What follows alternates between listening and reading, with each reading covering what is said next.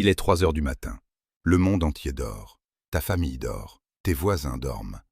Même les gens qui te doivent de l'argent, qui t'ont trahi, qui t'ont fait du mal, eux aussi dorment. Mais toi, à cet instant précis, tu as le choix entre deux vies. Une vie où tu restes couché, où tu te retournes dans ton lit, où tu te dis « Je suis trop fatigué, je prierai demain, je me repentirai demain, je changerai demain. » Et une autre vie. Une vie où tu te lèves, où tu poses tes deux pieds nus sur le sol froid, où tu marches vers l'eau pour faire tes ablutions, alors que personne, absolument personne ne te voit. Et je vais te dire quelque chose que peu de gens comprennent vraiment. Ce moment-là, ces 5 minutes où tu te bats contre ton propre lit, contre ta propre fatigue, contre ton propre nafs, ce moment peut littéralement réécrire le reste de ton histoire. Je ne parle pas de miracle au sens hollywoodien. Je ne parle pas de magie. Je parle de quelque chose de bien plus puissant.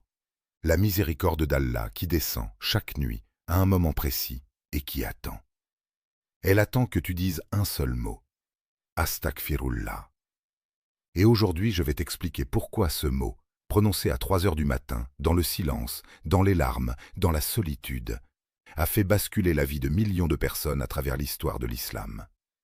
Des pécheurs qui sont devenus des saints, des cœurs durs comme la pierre qui se sont brisés puis reconstruits, des vies détruites qui ont retrouvé un sens. Reste avec moi jusqu'à la fin, parce que dans la dernière partie, je vais te raconter une histoire qui va, je te le promets, changer ta perception de cette heure sacrée pour toujours. Alors installe-toi confortablement, mais pas trop confortablement, parce que ce que tu vas entendre risque de te donner envie de te lever cette nuit même. Bismillah, commençons. Pourquoi 3 heures du matin n'est pas une heure comme les autres? Il y a quelque chose de mystérieux, de presque surnaturel dans le dernier tiers de la nuit. Ce n'est pas moi qui le dis, c'est le prophète, que la paix et le salut d'Allah soient sur lui lui-même, qui nous l'a révélé dans un hadith authentique rapporté par Al-Bukhari et Muslim. Le prophète, que la paix et le salut d'Allah soient sur lui, a dit « Notre Seigneur, béni et exalté soit-il, descend chaque nuit vers le ciel le plus proche, lorsqu'il reste le dernier tiers de la nuit, et il dit « Qui m'invoque, que je lui réponde. Qui me demande, que je lui donne. Qui demande mon pardon, que je lui pardonne. » Prends un instant pour vraiment réaliser ce que cette phrase signifie. Allah, le créateur des 7 cieux et de la terre, celui qui n'a besoin de rien ni de personne, descend d'une manière qui convient à sa majesté, et il pose une question directement à toi, pas à l'humanité en général, à toi. Il ne dit pas « qui veut être pardonné dans l'absolu ?» Il dit « qui me demande le pardon, que je lui pardonne ?»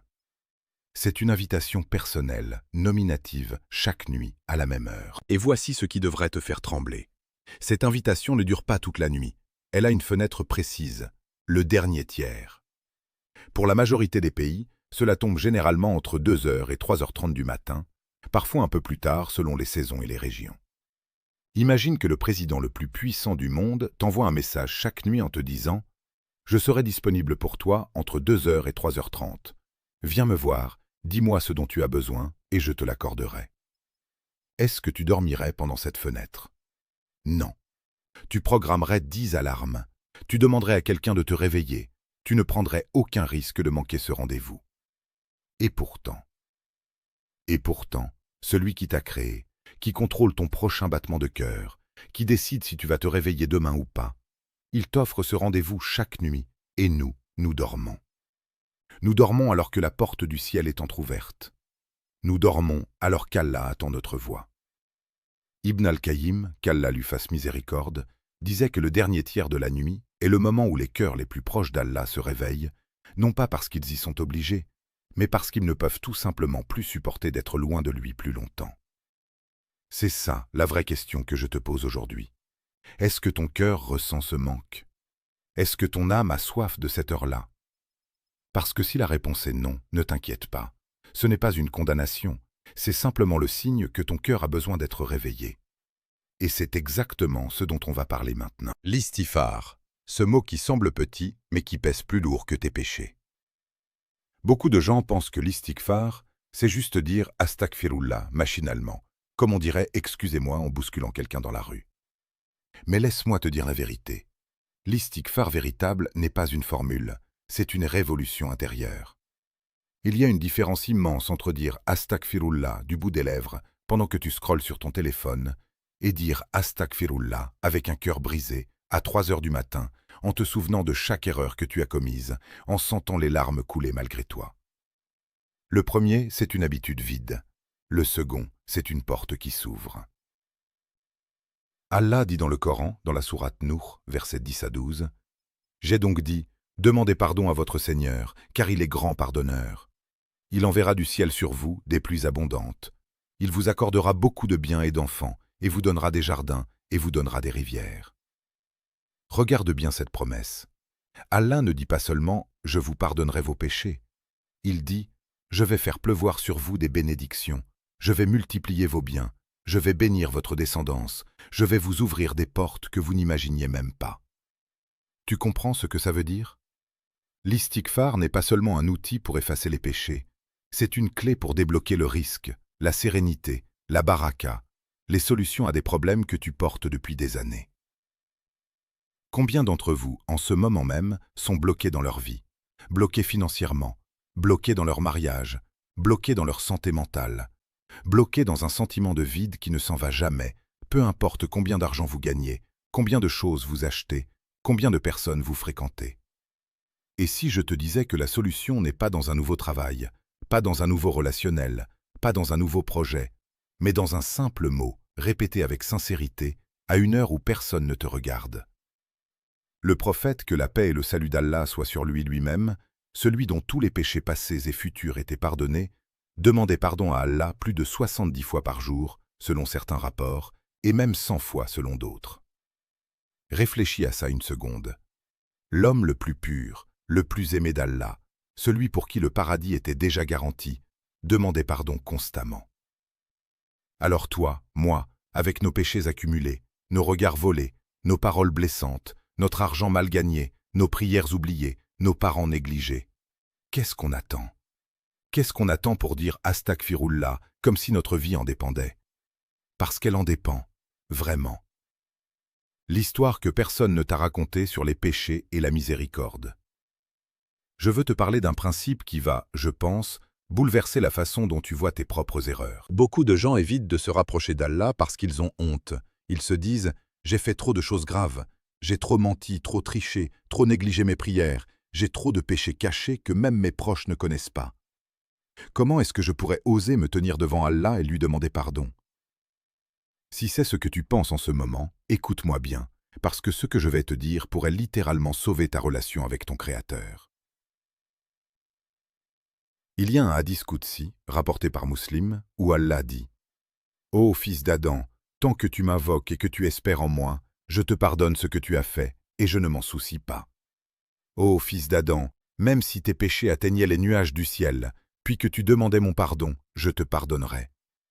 Ô fils d'Adam, si tu venais à moi avec des péchés proches du remplissage de la terre, puis que tu me rencontrais sans rien m'avoir associé, je viendrais à toi avec un pardon proche de ce remplissage. » Prends une grande respiration.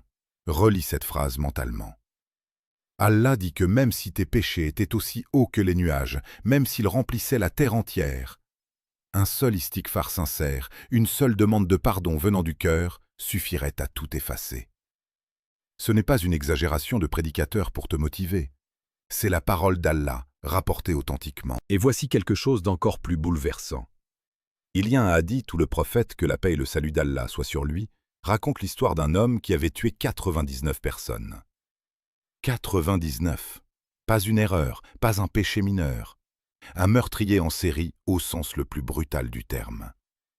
Cet homme, rongé par la culpabilité, demande à un moine s'il peut encore se repentir. Le moine, dans son ignorance, lui répond non, qu'il n'y a plus d'espoir pour lui. Alors l'homme le tue aussi, complétant ainsi 100 meurtres. Puis il continue sa recherche, désespéré, et rencontre un savant, un homme de vraie connaissance. Il lui pose la même question. « Puis-je encore me repentir ?» Et le savant lui répond. « Qui donc se dresse entre toi et le repentir ?» Il lui conseille de quitter sa terre corrompue, remplie de mauvaises fréquentations, et de partir vers une terre où vivent des gens pieux, pour les rejoindre et adorer Allah avec eux. L'homme se met en route, et en chemin, la mort le rattrape. Les anges de la miséricorde et les anges du châtiment se disputent alors pour savoir à qui revient son âme. Allah, dans sa sagesse infinie, ordonne de mesurer la distance entre l'endroit où il est mort et les deux terres, celle qu'il a quittée et celle vers laquelle il se dirigeait. Et Allah fait en sorte que la terre vers laquelle il se dirigeait se rapproche légèrement, de sorte qu'il soit mort plus proche d'elle, ne serait-ce que d'un empan. Et il fut pardonné. Sans meurtre, sans vies humaines détruites. Et pourtant, une sincère intention de repentir, un pas vers le changement, suffit à faire descendre la miséricorde d'Allah, au point que même la terre elle-même se déplace pour sauver cet homme. Alors dis-moi honnêtement, qu'est-ce que tu as fait qui soit plus grave que ça? Quel péché portes-tu en ce moment, en silence, qui te fait croire que tu es trop loin pour revenir? Il n'y a pas de trop loin avec Allah. Il n'y a que des gens qui ne demandent pas assez, qui n'essaient pas assez, qui abandonnent avant même d'avoir tendu la main. À 3 heures du matin, cette nuit, tu as la possibilité d'être cet homme, de faire ce premier pas. Et je te promets, sur la base de la parole d'Allah et de son messager, que la distance entre toi et le pardon est bien plus courte que tu ne le crois. Ce qui se passe vraiment dans ton corps et ton âme quand tu te lèves la night. Maintenant, je veux te parler de quelque chose de plus intime, de ce qui se passe réellement, physiquement et spirituellement, quand tu te lèves pour cette prière nocturne, pour cet istighfar silencieux. Tu sais, il y a une différence fondamentale entre l'adoration que tu fais devant les gens et celle que tu fais seul, dans le noir, quand personne ne peut te voir, personne ne peut te juger, personne ne peut te féliciter. C'est là que se révèle la vérité de ton cœur. Un homme peut prier 5 fois par jour à la mosquée, être respecté par toute sa communauté, porter les plus beaux camis, avoir la plus belle barbe. Et pourtant, si son cœur ne se réveille jamais la nuit, s'il ne connaît jamais ce moment de solitude totale avec Allah, il lui manque quelque chose d'essentiel. Et à l'inverse, une personne qui semble ordinaire aux yeux des gens, qui n'a peut-être pas une apparence extérieurement pieuse, mais qui se lève chaque nuit en pleurs pour demander pardon, cette personne peut être plus proche d'Allah que n'importe quel érudit visible aux yeux du monde. Omar ibn al-Khattab, qu'Allah l'agrée, cet homme si puissant, si craint, celui devant qui même Satan changeait de chemin selon les paroles du prophète, que la paix et le salut d'Allah soient sur lui. On raconte qu'on l'entendait pleurer la nuit, seul, si fort que ses voisins pouvaient l'entendre à travers les murs de sa maison. Cet homme, calife des musulmans, dirigeant un empire immense, trouvait encore le temps, au milieu de la nuit, de s'effondrer devant Allah. Pourquoi? Parce qu'il savait une vérité que beaucoup d'entre nous ont oubliée. Ce monde, avec toutes ses responsabilités, son pouvoir, ses richesses, n'a aucune valeur si ton cœur n'est pas en paix avec ton Créateur. Quand tu te lèves à 3 heures du matin, ton corps entier participe à cet acte d'adoration. Tu combats ta fatigue, tu combats le confort de ta couverture, tu combats la voix en toi qui te dit « juste 5 minutes de plus, tu prieras demain ». Et chaque fois que tu gagnes ce combat, quelque chose change en toi. Pas immédiatement de façon visible, mais profondément. Ta patience augmente, ta colère diminue, ta capacité à pardonner aux autres grandit. Tu deviens moins obsédé par ce que les gens pensent de toi, parce que tu as goûté à quelque chose de plus grand. Le regard d'Allah sur toi, à un moment où absolument personne d'autre ne te regardait. C'est ça la vraie transformation dont on parle dans le titre de cette vidéo. Ce n'est pas magique au sens où tu te lèves une nuit et le lendemain ta vie entière est parfaite. Non, c'est progressif, c'est une accumulation. Chaque nuit où tu te lèves est une brique posée dans la construction d'un cœur nouveau. Et petit à petit, sans même que tu t'en rendes compte, tu remarques que tu es devenu quelqu'un de différent, plus calme, plus reconnaissant, moins attaché à ce monde, plus attaché à l'au-delà. Les problèmes ne disparaissent pas forcément tous, mais ta façon de les affronter change complètement. Parce que tu sais, au fond de toi, que tu as un allié la nuit que personne ne peut enlever. Comment commencer cette nuit, même si tu n'as jamais réussi avant? Je sais ce que beaucoup d'entre vous pensent en ce moment. J'ai essayé avant, je me suis mis une alarme, je me suis dit que j'allais commencer, et puis rien. J'ai éteint l'alarme et je me suis rendormi. Et le lendemain, je me suis senti tellement coupable que j'ai abandonné complètement l'idée. Si c'est ton histoire, respire. Tu n'es pas seul. Absolument tout le monde, y compris les plus grands savants, a connu cette lutte. Le combat contre le sommeil, contre la paresse, contre le nafs, est mentionné dans le Coran lui-même comme l'une des plus grandes épreuves de l'être humain. Ce n'est pas une faiblesse honteuse, c'est un test. Alors voici ce que je te propose très concrètement pour cette nuit même. D'abord, oublie l'idée de perfection. Tu n'as pas besoin de faire une prière de 2 heures avec des pleurs dignes des plus grands savants. Tu as juste besoin de te lever, même 2 minutes, même juste pour dire « Astaghfirullah » 10 fois, 20 fois, 50 fois, avec sincérité, avant de te rendormir si nécessaire. Ensuite, prépare ton intention avant de dormir. Fais une intention claire. « Oh Allah, si tu me réveilles cette nuit, je te promets de me lever, même quelques minutes, pour te demander pardon. » Cette intention seule est déjà un acte d'adoration. Mets ton réveil un peu avant l'heure du Fajr. Place-le loin de ton lit pour être obligé de te lever physiquement pour l'éteindre. Ce petit détail change tout, parce que la première bataille se gagne dans les 5 premières secondes après que l'alarme sonne. Quand tu te lèves, ne réfléchis pas trop. Ne laisse pas ton esprit négocier avec toi. Marche directement vers l'eau, fais tes ablutions, et laisse ton corps suivre le mouvement avant que ton esprit fatigué ne trouve 1000 excuses. Une fois debout, devant Allah, dis simplement ce qui est dans ton cœur. Tu n'as pas besoin de formules compliquées. Dis « Astaghfirullah, Ya Allah, pardonne-moi. Je sais que j'ai failli, je sais que je t'ai désobéi. Mais je suis là, maintenant, devant toi, et je te demande pardon. » Et laisse les larmes venir si elles viennent. Ne les retiens pas. Il n'y a aucune honte à pleurer devant Allah. C'est peut-être le moment le plus honnête de toute ta journée. Fais ça une nuit, puis essaie une deuxième, puis une troisième. Ne cherche pas la perfection, cherche la constance. Le prophète, que la paix et le salut d'Allah soient sur lui, a dit que les actes les plus aimés d'Allah sont les plus réguliers, même s'ils sont petits. Et petit à petit, tu remarqueras quelque chose d'incroyable. Ton corps commence à s'habituer. Ton âme commence à réclamer ce moment. Il arrivera une nuit où tu te réveilleras naturellement, sans alarme, parce que ton cœur aura appris à aimer ce rendez-vous. C'est à ce moment-là que tu sauras que quelque chose a vraiment changé en toi. Laisse-moi te dire une dernière chose avant qu'on se quitte. Un jour, toi et moi, nous allons mourir. Ce n'est pas une pensée pour te faire peur, c'est une réalité que nous oublions trop souvent dans le bruit de nos journées. Et à ce moment-là, tout ce que nous aurons accumulé dans ce monde, l'argent, les biens, les followers, les diplômes, ne nous servira absolument à rien. La seule chose qui comptera, c'est ce qu'il y aura dans notre carnet de bonnes actions, et surtout, ce qu'il restera de nos péchés une fois pardonnés. Chaque nuit où tu choisis de rester couché alors que tu pouvais te lever, c'est une occasion perdue. Mais chaque nuit où tu te lèves, même en tremblant, même fatigué, même sans savoir exactement quoi dire, c'est une graine plantée pour ton au-delà. Je ne te promets pas que ta vie va changer du jour au lendemain.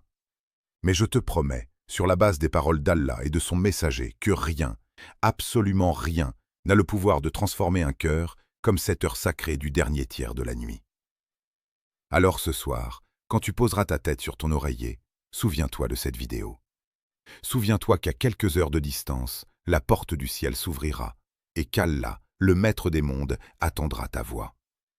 Ne le fais pas attendre pour rien. Lève-toi, ne serait-ce qu'une fois, et regarde ce que ça change en toi. Si cette vidéo t'a touché, si tu sens que quelque chose en toi vient de se réveiller, ne la laisse pas disparaître dans l'oubli comme tant d'autres contenus que tu regardes chaque jour.